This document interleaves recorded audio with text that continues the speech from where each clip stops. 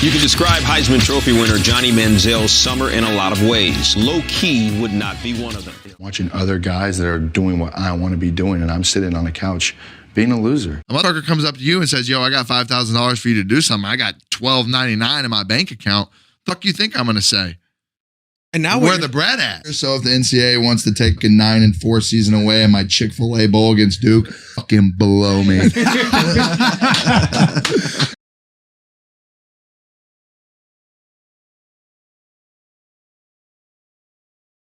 If you never knew who Johnny Manziel was and I told you his life story, you would think he was a fictional character in a book or movie. A lot of people, and maybe even you watching this, you know the basic information. He was a great and super talented quarterback that couldn't hold his act together off the field. Therefore, consequently enough, just as quickly as he rose to the top, he fell even faster. Whoa, hold on. We gotta stop right there because I want you to know it is much, and I mean much more than that. Most of you know I'm a big and avid college football fan. Going into this video, I already knew a ton of stuff about Manziel, but it still took me nearly 2 to 3 weeks worth of research. It got to the point where I wasn't just overwhelmed with the major controversies in Manziel's life, but it was the minor stuff too. He almost didn't even get to play in his Heisman winning season for Texas A&M because he got into a bar fight before the year even began. When the police showed up to the bar, he handed them not 1 but 2 fake IDs. He got really lucky and got out of that. Then after he won the Heisman, he was signing illegal autographs. That was a big controversy we'll touch on later in the video, and Johnny Manziel actually talks about it, and I'll show you those clips. How about this one?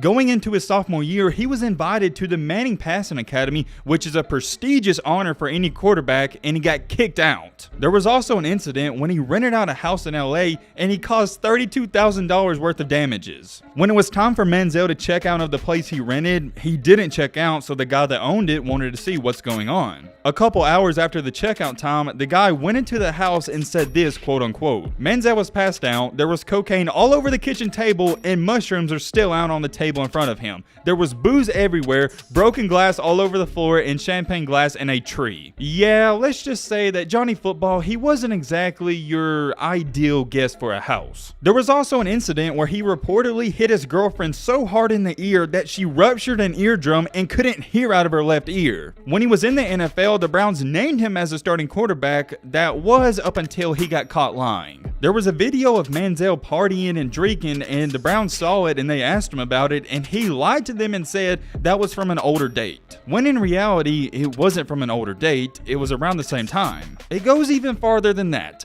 The people who filmed the video, Johnny told him to lie to the Browns if they asked him about it. Can't forget to throw this in there. The night before the final game, not the day, the literal night, he was out gambling and at a bar. It started to get so bad that his own father called him a druggie. It didn't just stop there. His dad added to it and said, I hate to say it, but I hope he goes to jail. I mean, that would be the best place for him, so we'll see. When your own dad says the best place for you is in jail, I think we can all agree you got some major problems. Everyone knew things were at an all-time low when his dad said this. I truly believe if they can't get him help, he won't live to see his 24th birthday. Ladies and gentlemen, everything I just told you, and it's a lot, it's not everything, and that's the crazy part about his story. I just went over the high points, and as interesting as his life story is during his football career, it's even more mysterious after. Even though at the time he didn't have the mindset and the attitude to play in the NFL, I think if he really worked at it, he could play in the NFL today. I'm not saying he's going to get that opportunity or chance. I'm saying if he worked at it, he is talented enough to be on a roster. Here's the weird part about that. He's came out and said he doesn't even want to pursue a football career or go back to the NFL. I think for a while is what I was put here to do, and now I don't believe that, so I don't want to play.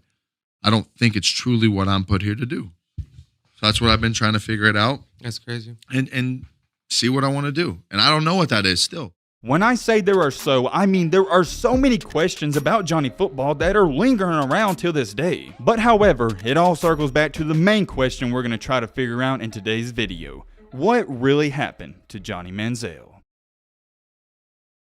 Real quick, before we get into this video, we're on the road to 200K, so if you want to help us out, join the channel if you enjoy the content, I would appreciate that. Hit that subscribe button. Also, drop a like if you enjoy it. Now, without further ado, let's get into it.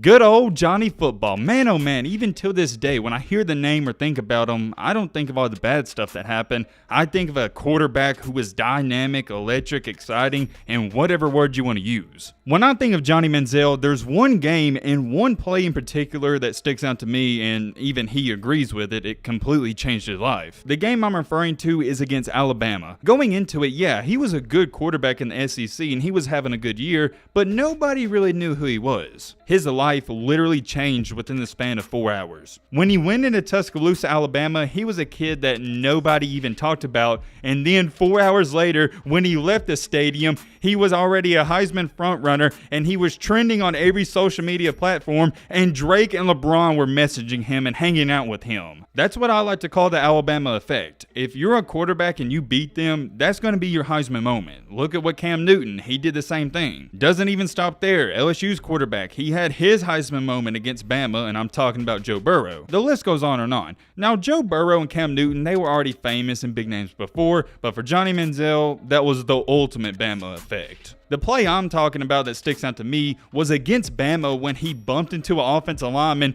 fumbled the ball, it looked like he got sacked, and then he flicked it out to a wide open receiver, and it was magical. I remember watching it live, and there was two things that ran through my mind. Number one, we're in trouble, and number two, who is this kid? You could tell there was something about him that was different from other quarterbacks. In the early 2010s, this is when Alabama had one of the best defenses in the country. So it wasn't exactly normal for a quarterback to go into Alabama's home stadium and not be scared. He was playing with supreme confidence, and I think that shook Alabama's defense and even Nick Saban. I can't remember how it goes, but it's something like, you can be too dumb for your own good. Which means if you don't have experience and you're a young guy like Johnny Football was, you may not come to the terms with, hey, I'm not supposed to win this game. Maybe that wasn't a good example. Let me give you a better perspective. It's kind of like if you're about to attempt something dangerous, but you don't know it's dangerous. Therefore, you don't have the fear about it. That was Johnny Manziel going into Tuscaloosa. Ultimately, he would lead A&M to an upset victory, and that was the game that started everything. Whoa. Hold on. I'm getting a little too far ahead of myself. We gotta throw it back to where things really started. Before Manziel would upset Alabama, before he was named the starting quarterback to A&M, he was a star in high school. Coming from a small town in Texas known as Kerrville, he was lighting it up. Weirdly enough though, a little fun fact about him is when he made the varsity team as a freshman, he didn't play quarterback, he was a wide receiver. His first year at quarterback in high school wasn't like how it was his first year in college. He wasn't even the starting quarterback, he was playing part-time here and there, and he had 11 touchdowns to 5 interceptions, but he also had 15 rushing touchdowns. It wasn't up until his junior year when things really started to take off and get to a whole nother level. As a junior, he combined for 55 total touchdowns, and this is when all the colleges around the country,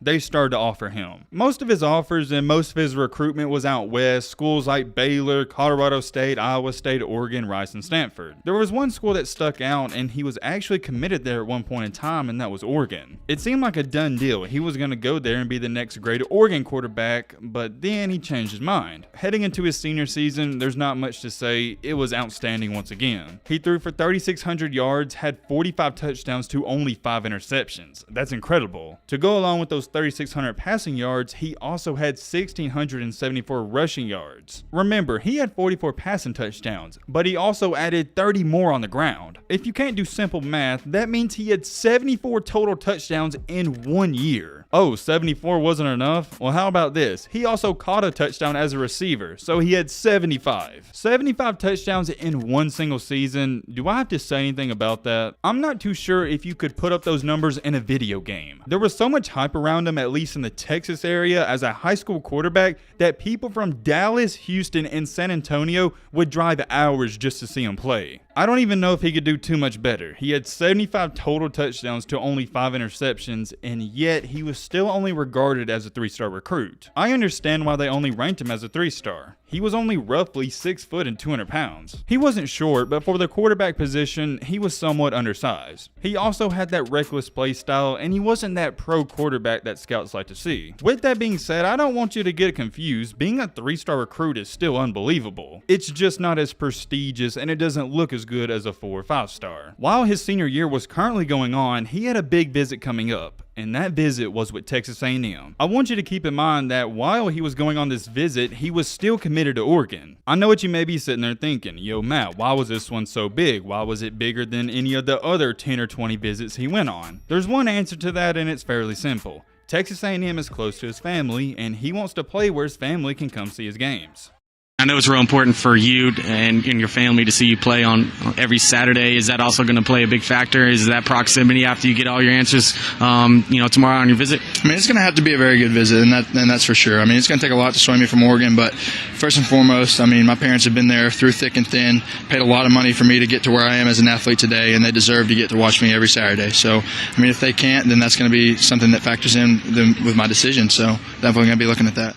I guess you could say his visit at A&M, it went pretty good, because he would then switch his commitment over from Oregon to Texas A&M. When he got to A&M, let's just say that things didn't get off to a hot start. Yeah, this is my redshirt freshman year. First chance to get get any reps, get some playing time, anything in the spring. Had as about of abysmal fucking spring as you could have. Throwing picks all day in practice, can't run around, can't do my thing, just feel cooped up. In the spring, 4th on the depth chart. Not even close to having a chance to compete for the starting job, just fucking struggling.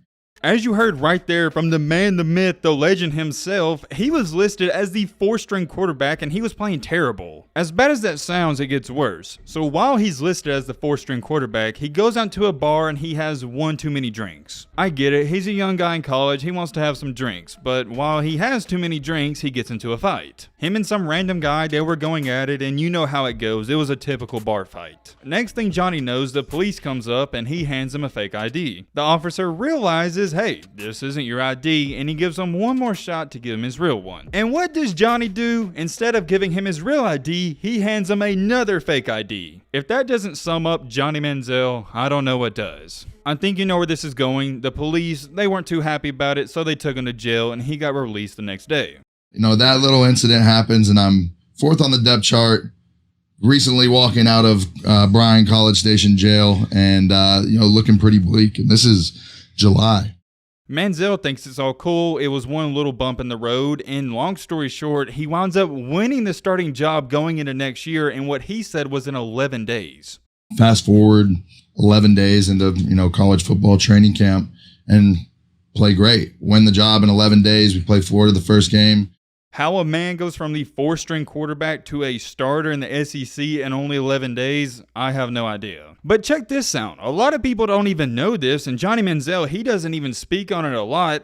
He almost didn't even get to play in that Heisman winning season. Manziel was banned from athletics for 1 year, and he was also placed on academic probation. Win the job in 11 days, and then the day after I get named the starter, I go to this meeting in front of this review board for my behavior or whatever. Mm-hmm. I go through the meeting, tell them what happened, obviously apologize, and they suspended me from college athletics for a year and put me on academic suspension. No shit. So win the job one day, next day go to this meeting, think I'm just going to, slap on the wrist, something's going to happen, to getting completely banned and not even be able to play intramural athletics. I know what you're probably sitting there wondering. Yo, Matt, obviously that didn't last, so how'd he get out of it? Basically, he was on his best behavior, and he had people watch out for him and send in good letters to A&M, and he got his case reviewed. Long story short, the head people at A&M, they gave him another chance. Although there was already a controversy lingering around, he was named the starting quarterback for the 2012 year for the A&M Aggies, and it was on go. Against Arkansas, he broke the SEC record and had 557 yards of total offense. Only 2 games later, he broke his own record and had 576 yards of total offense. And then 2 weeks after that, he completely destroyed Auburn 63-21, and he had 5 touchdowns early in the 3rd quarter. 2 weeks after that, the game that changed his life forever and turned him from Johnny Manziel into Johnny Football, it happened. Nobody in their right mind was even expecting A&M to come close to even competing with Alabama, and they beat them 29-24. And in that game, Manziel was doing Manziel things. He finished 24 for 31, had 250 yards, 2 touchdowns, 0 0 interceptions, and had a QBR of 97. If that wasn't impressive enough, he also had 18 rushes for 92 yards. It was one of those few times where a Nick Saban Alabama-led defense didn't have any answers for a quarterback. It wasn't just Alabama or Texas A&M fans that were shocked by this. The entire country was shell-shocked. Nobody knew what to think about it. When you heard the news that a freshman quarterback went into Alabama and balled out on them and almost embarrassed them, it was hard to believe. You better believe it though, because it wasn't no fluke. Johnny Manziel was easily one of the most talented college quarterbacks of all time. That was the really fascinating part about all of this. I think most people understood it wasn't a fluke. But at the same time, those same people didn't quite understand who Johnny Manziel was. We're talking about a kid that's from a small town in Kerrville, Texas. We're talking about the same guy that wasn't even supposed to be playing this year because he was supposed to be suspended for a bar fight. We're talking about the same guy who was a 4-string quarterback at one point in time. He said it himself. From the time he left A&M to go to Bama, from the time he got back, his life changed. But at the end of the day, I was a kid from nowhere that went from 1 second walking into one football stadium as a high-end D1 college quarterback, starting and having a great year, walk into one stadium, one day, one person when I walk on the bus to go to Tuscaloosa, and a different day when you get back. You get back from class on a Monday after that, and it's just not the same. So we're talking about like fame and what like that happened for me. Bro, one day I went from sitting in a dorm room to like the next winning an award 2 months later and having to come to LA for something, and ended up at like an after party with like Justin Bieber, Floyd Mayweather, like guys who were huge people in LA, and I was fucking nothing like 2 weeks ago. When it was all said and done for his freshman year, he would walk away with the Heisman. He had a completion percentage of 68%, threw for 3,700 yards, and had 26 touchdowns to only 9 interceptions. When you talk about Mr. Johnny Football, you gotta throw this in there. As a true freshman, he led the SEC in rushing as well, also beating out Todd Gurley. The fact that he outrushed Todd Gurley, who was in his prime at Georgia, is astonishing to me. On the ground, he had 201 rush attempts for 1,410 yards, averaging 7 yards a carry and 21 touchdowns. This man balled out, and I gotta emphasize it, he was a freshman. I don't think anybody was even arguing that he didn't deserve the Heisman. Heading into his sophomore year, there was a lot of good stuff going for him, but there was also a lot of bad stuff. The good stuff is that now he's no longer a random kid. He's going to be a first-round draft pick, and all eyes are on him. The bad stuff for Manziel, ironically, was also some of the good stuff. Everybody was going to have all eyes on him and watch his every single move. He also started to develop an ego, and I'm not saying that's a bad thing. Anybody in that position would probably get an ego too. Everybody has an ego, especially if you're an athlete. The difference is you got to know when to hide it. And when I talk about ego, I'm not necessarily talking about how he acted on the field. I'm more talking about how he acted off the field. I can't blame him because of all the hype surrounding him. He felt invincible. He felt like he could do anything he wanted to, and he was going to get away with it. As an athlete and as a person who wins the Heisman, you probably can get away with a lot of stuff that normal people couldn't. However, you're not going to be able to get away with everything. In that offseason, heading into his second year, this is when the big allegations came out. Those allegations I'm referring to is that he was reportedly signing autographs and getting paid for it. Remember, this is around 2012 and 13. It's not 2022. Name, image, and likeness, it wasn't around. Oh man, now that I think about it, I couldn't imagine how much money he would have been making back then, but that's a different conversation for a different day. It was reported that Manziel was approached by a random person who went up to him and said, "Hey, you want to make some money? Go to this condo and sign all these autographs, and there's going to be some money for you in a safe." You go to an airport, you're out in public. This is another thing we were talking about, like the fame, and like people come up to you. A motherfucker comes up to you and says, "Yo, I got $5,000 for you to do something. I got $12.99 in my bank account." What do you think I'm gonna say? And now where the bread at? Now what you're saying is exactly in line with what's happening. This is the first. It's what it is, bro. I'm sorry. That might be one of my favorite Johnny Manziel clips of all time. He said, "Yo, where the bread at?" On a serious note, he's right. These college athletes, they do have $13, $14 in their bank account. You think they're going to turn down $5,000 to $10,000? That's why I do agree with this name, image, and likeness for that reason right there. I don't really think it's fair for all these universities to rake in millions of dollars because of these players like Johnny Manziel, and they don't even get a dime of it. I do think the NIL, it is starting to get out of hand, but you get what what I'm trying to say. The athletes, they should get something, especially if they're a Johnny Manziel, Tim Tebow, or on that category. Okay, so if you're confused, let me explain it. Some random guy goes up to Manziel and says, hey, if you sign 10,000 items, I'll give you $3,000, and he agrees to it. This guy comes up to behind me. He's like, yo, how would you want to make $3,000? I'll turn around. I'm like, fuck yeah, bro. I got like $65 in my bank account. I'm waiting on that, beginning of the month, January stipend check. Yeah. And I had one of my boys take this guy's number. We're doing it all sneaky. We don't want to get caught. We're trying to learn from everybody else that's got caught. Yeah. And, may or may not have gone back to this guy's condo and signed probably 10,000 pieces. But then while he's signing all this stuff, one of the guys who's handing him the stuff to sign says, hey dude, you're getting ripped off. There's a guy that'll give you $30,000 to do the same stuff. You know what, Matt? Why don't you show it to him? Roll the clip. I'm signing these autographs and this other guy who's like bringing the pictures over. He's like, yo, you're fucking ripped off. Here's this guy's number. Hit him up. He'll give you 30 grand. And I'm like, fuck yeah, man. I'm going to make 3 and then 30. I'm going to get out of here with 33 grand. Here's where you can kind of sit back and go, yeah, Manziel, he's not the brightest apple out of the bunch. Is that how that saying goes? I don't know. It's something like that. There's no way any person in those same shoes would think they'd somehow get away with this and nobody would know. Eventually, the NCAA would pick up onto it and they couldn't prove everything, but they just suspended him for the first half of the season opener against Rice. Whoop-de-doo, you're suspending him not even for the entire game, but the first half against Rice, where he'll probably come in the second half and destroy them. And that's exactly what happened. The clips I just showed you, that's not from 2012 and 2013. Those are from a couple of years ago. Actually, I think it's 1.5 years ago. He openly admitted that he got paid $30,000 a month to sign all those autographs at a condo. So this guy pretty much is like, all right, go to this room at the Fontainebleau. All the stuff will be in there laid out. And when you're done, just send me a picture of all of it. I'll give you the code of the safe. The money will be in there. Probably for the next 4 months, I went to that fucking condo once a month in fucking South Beach. Knocked that shit out. I got to make a somewhat of a decent living in college. And we went 9-4 the next year. So if the NCAA wants to take my fucking 9-4 season away and my Chick-fil-A bowl against Duke, fucking below me.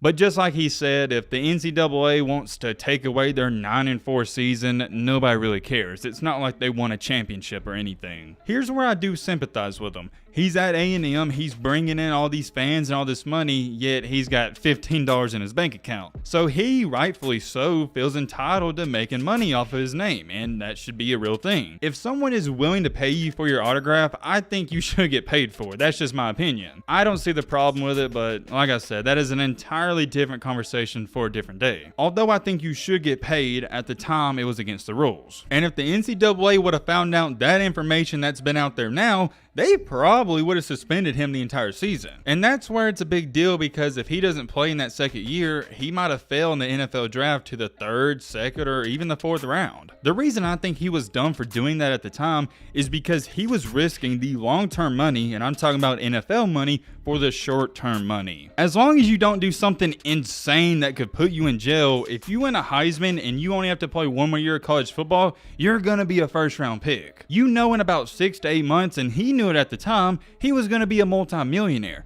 So why risk it for $30,000? That's my counter argument to it, and that's just one example where you can say, yeah, Manziel, what are you thinking, man? Like I said, he only got suspended for the first half of a game, and you could make a legit case and argument that his second year was better than his first year. The only reason his first year was so glorified in my opinion is because they upset Alabama. His second year, if you look at the stats, it was better. He jumped up all of his numbers. His completion percentage was 70%. He had 4,100 passing yards and 37 touchdowns to 13 interceptions. His rating went from a 155 his freshman year to a 172 his sophomore year. On the ground, if you are curious, he only had 750 yards and 9 touchdowns. I know, that's so terrible, right? He was very good and he was very talented, but there was one thing about him that concerned a lot of people. He was a risky pick. We haven't even gotten to the bad stuff he's done. What he did in the NFL compared to the college level, it's nothing. Some even labeled him as the most polarizing athlete in NFL draft history. Check out what a former NFL head coach had to say about him. Quote unquote, I don't like his antics. I think he's an arrogant little prick. I've said that and I'll say it again. If that right there doesn't tell you what you need to know about Johnny Manziel, I don't know what will. There wasn't no in-betweens. You either really liked him or you really hated him. There was a ton, and I mean a ton of concern surrounding this kid, and everybody knew that. I hope this really justifies just how talented he was. Even with all the risk that goes with picking him, he was selected with the 22nd overall pick in the first round by the Cleveland Browns. If this guy wouldn't have gotten all the off-the-field controversies, I think he could have been the first overall pick. Right after he got drafted, the problems, they started to roll in. In 2014, in a preseason game, he got fined $12,000 for flipping off a fan. In his first year for the Browns, he didn't do much. He completed 18 out of 35 pass attempts, completing right at 51%, had 0 touchdowns to 2 interceptions. Not too much to talk about, but in his second year, this is when things started to happen. The following year, 2015, aka his second year in the NFL, it wasn't too much better. One of the bright sides of the season against the Steelers, they did lose, but he was 33 for 45 and had 372 passing yards and 1 touchdown. Overall for the year, he only appeared in 9 games in which he started 6 of them, and he had a completion percentage of 58 and threw for 1,500 yards with 7 touchdowns and 5 interceptions. Here's a key part to our story though. Shortly after that Pittsburgh game, he was announced as the starting quarterback for the rest of the season. That was a good thing because all throughout the year he was switching in and out with Josh McCown, and he didn't have that stability at the quarterback position. He always had a guy looking over his shoulder, and he was also coming off of the bench. And whenever you're in a situation when you're having to battle for that quarterback spot, it adds a little more pressure. Well, finally, when he was named as the official starter for the rest of the year, everybody was like, okay, this is his year to put up or shut up. We're going to find out if he's going to be our next great quarterback, or we're also going to find out if he's a bust. And well, Johnny Manziel, this is where his life and his football career takes a drastic turn for the worse. Not too long after he was named the starting quarterback, he was then demoted to the 3rd string. He got demoted because there was videos leaked out of him partying in Texas over the bye week. It wasn't a big deal that he was partying. I mean, I'm sure they weren't happy with it, but that wasn't the main reason he got demoted. The reason the Browns were pissed off by this is because he was lying to them.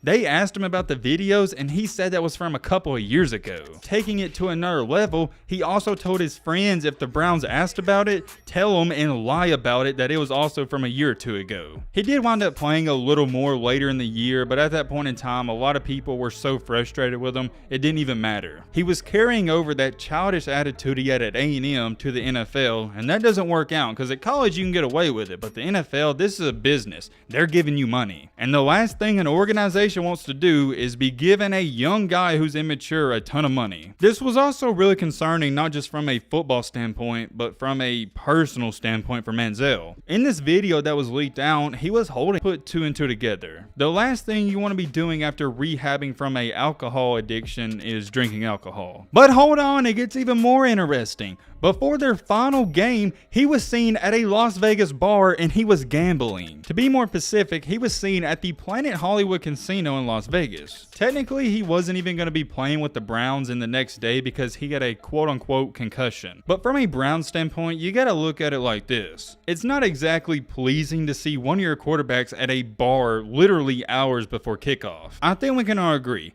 At this point in time, things are already looking bad for Manziel, but it gets worse. A couple months after that went on, it was then reported that Johnny Manziel ruptured his ex-girlfriend's eardrum. Apparently nothing ever came out of it and they couldn't prove anything. But at the time in 2016, Manziel agreed to pay her $12,500 in attorney fees and also agreed to not be around her for 2 years. According to his girlfriend, or whatever they were at the time, here's what she had to say. I jumped out of the car and ran across the street and hid behind some bushes. He flipped a U-turn and pulled right into where I was hiding. He grabbed me by my hair and threw me back into the car. And according to the girl, that is when Manziel hit her in the head and hit her left ear. Allegedly, Manziel also said, "Shut up or I'll kill us both." How true is all this? I don't know. It's a he said, she said. I'm saying according a lot because none of it was ever really proven, but the girl also said she couldn't hear in her ears for months. Or not ears, but one of her ears, the left one. Here's my take on that situation. Although it may have never happened, it made it look 10 times worse because all the other terrible stuff that was happening in Johnny Manziel's life at the time. Let me give you a good example.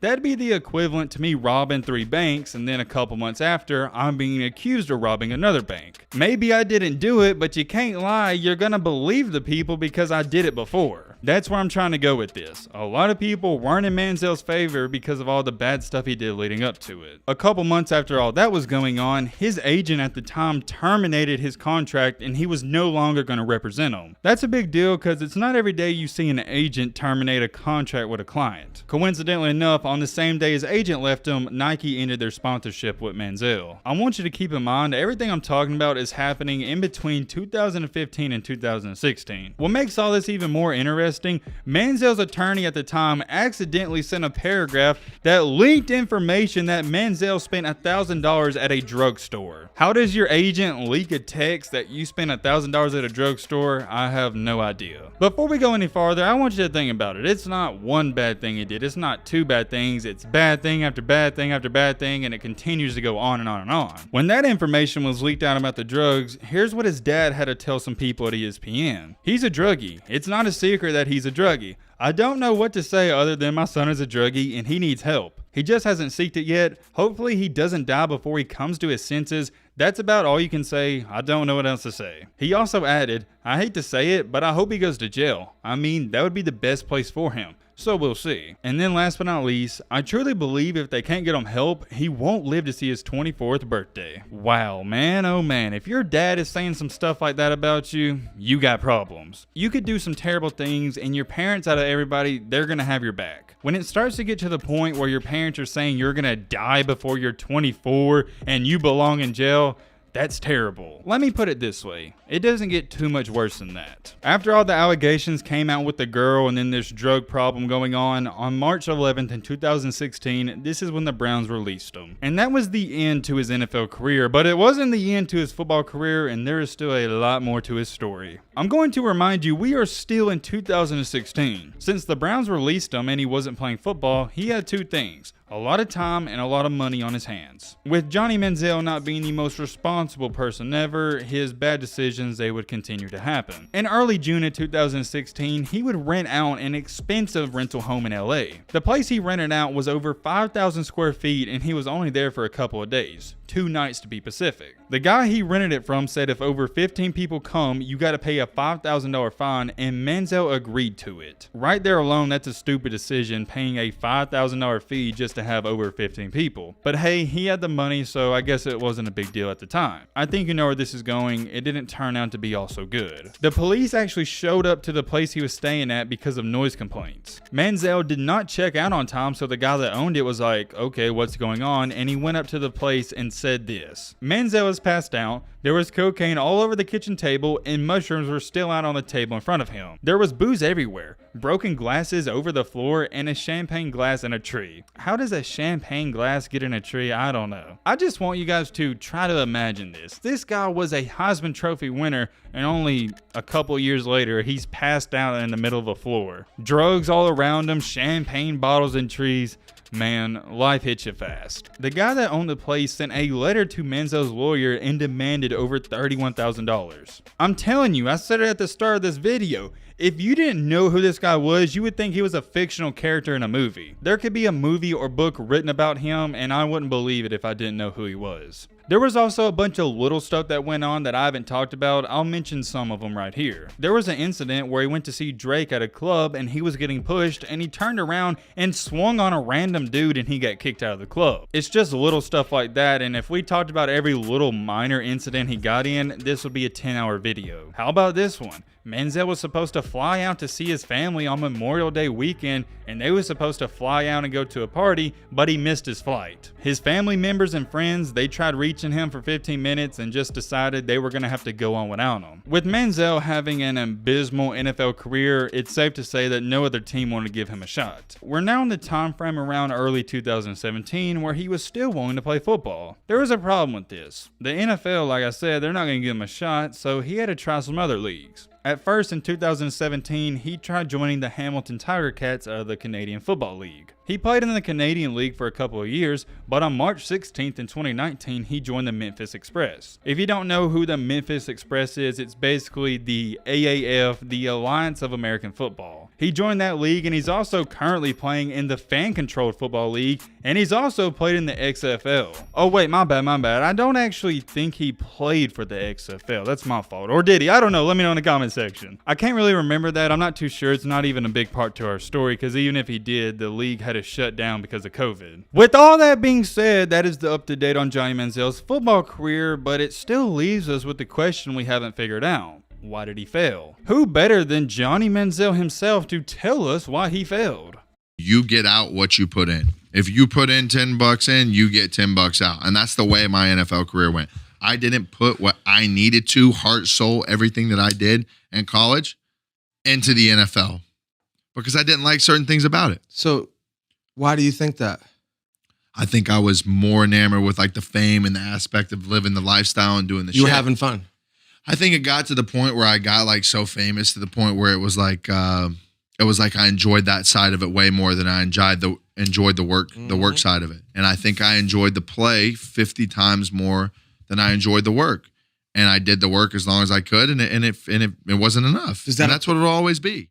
Say what you want about Manziel, but he owns up to his mistakes, and I respect him for that. He openly admitted and said the truth. He didn't put in what he needed to be successful. In this same interview, he would later go on to say that he failed. At that point in time of where I was at in life, I failed. Yeah. Flopped. I didn't make it and be what I needed to be successful. And I flopped. I failed. I wasn't good enough at that point in my time to get to where I needed to be. Let me start over. Let me try again. You just look in the camera and say, yo, I was wrong. Yeah. I apologize. My bad. I'm going to keep it moving. Yeah. You guys want to rock with me? Rock with me. If And like, not, dude, it is what it is. And that's what you do with life, bro. I know I just said it, but I gotta say it again. At least he's not one of those guys who tries to make up excuses for himself. He's putting it out there that he didn't work hard and he didn't do what he should have done, and that's why he wasn't successful. Maybe not for you, but for me, one question I've had over the past couple of years is like, okay, he's not playing football anymore, so what's he doing? I understand he made a couple $1 million in the NFL, but the way he was spending money, he probably blew through that quickly. So for the longest, I've been thinking, what in the crap is he doing? And he answered that. I don't know what I want to do. That's how most people feel. I've been chilling, trying to figure it out, playing golf, sitting outside with my boys, trying to catch energy from people and figure out what I want to do and what really makes me happy. Yeah. I'm still trying to figure out what really makes me happy. I've spent a lot of time watching different podcasts, and he's relatively said the same thing in every one. He doesn't know what he wants to do right now. The only thing he really enjoys is playing golf. He's even stated golf is the only thing that has gotten him out of bed some days. I don't want to say that's sad, but I think we can agree it kind of is. I don't mean that in a bad way, but it goes to show you the harsh reality of life. You can go from being a Heisman winner on top of the world making millions of dollars to being depressed in your bed, and we all go through it. I don't believe there's a single person out there who hasn't felt sad at least a couple of days out of the year. It's really nice to see this side of Johnny Manziel because he's being real with all of us. I don't have too much sympathy for him on the football field because he blatantly ruined his own career, but as a person, I do. You gotta think about it. Look at all the pressure that was put on him and all the eyes that were on him at a young age of 18 or 19. I'm gonna show you two more clips. In one of them, he talks about how he doesn't even want to play football anymore. I think for a while is what I was put here to do, and now I don't believe that, so I don't want to play. I don't think it's truly what I'm put here to do. So that's what I've been trying to figure it out That's crazy. and see what I want to do. And I don't know what that is still. As crazy as it sounds, if you're not an athlete, you may not be able to relate to it, but if you are, you probably do relate to it. I can almost guarantee you there is a bunch of people watching this video who, if you played basketball, baseball, or football, you got burnt out on it. If you start playing football, baseball, or basketball from the age 7 to 16, 17, or 18, there's a lot of kids that get burnt out before they even leave high school. So you can definitely see how Johnny Manziel fell out of love with the game. And when you fall out of love with the game, that's when you're not as disciplined. And when you're not as disciplined, that's when you start falling off. In these interviews, a lot of people have said funny stuff about Johnny Manziel, and let's take a look at some of them. Ross L. said, "There's nothing like regretting choosing partying over football while smoking a blunt, cigarette, and drinking a beer. LOL. Another one says, and this is the best one, "I feel like Johnny asked the host if he could borrow $20 after the interview." This might be the best one. "Johnny looks like a construction worker that's in his last hour of his shift and started drinking. I gotta be honest, just look at him right here. He doesn't look like a football player that was lighting up defenses." How do I say this in the nicest way possible?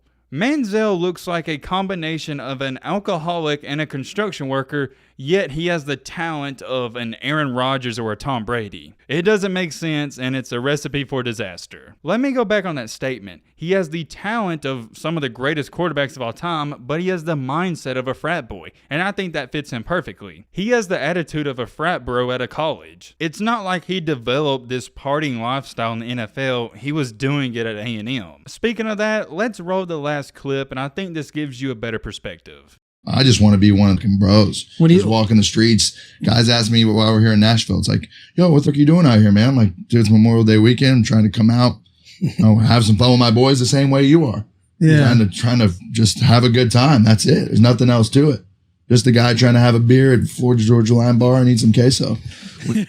I think that was the perfect ending clip to end this video. I honestly feel like he's a cool guy to be around, and like he said, he just wants to be one of the bros. Quote of the year, I'm just trying to have a drink at the Florida Georgia Line Bar and eat some queso. There may not be another quarterback in history of college or the NFL level that normal people can relate to more than Johnny. You kind of also get the vibe that Manziel, him being famous, it almost seems like an accident. I don't believe in all this metaverse nonsense, but if there is a second Johnny Manziel out there, I can guarantee you he's just a regular construction worker that's smoking cigarettes. The best way to describe it is that he just so happened to be a super talented guy with a terrible mindset for a quarterback. You may want to party and go out and drink and do the stuff he did, but you can't do that if you're trying to be a quarterback in the NFL. I'm very curious. Let me know your thoughts down below. For me personally, yeah, maybe he was a screw up and he didn't work out in the NFL. But when I think of Manziel, I think of a legend. At the college level, he was one of the most exciting players to ever watch. Like I said, let me know your thoughts down below. But yeah, with all that being said, that's going to wrap it this video. Hope you have peace.